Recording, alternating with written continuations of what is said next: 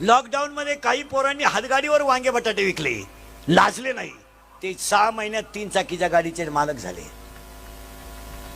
असे कितीतरी पोर आहेत की कष्टानं लक्ष्मी मिळते. मग आपलं बावलाटवाणी तू काय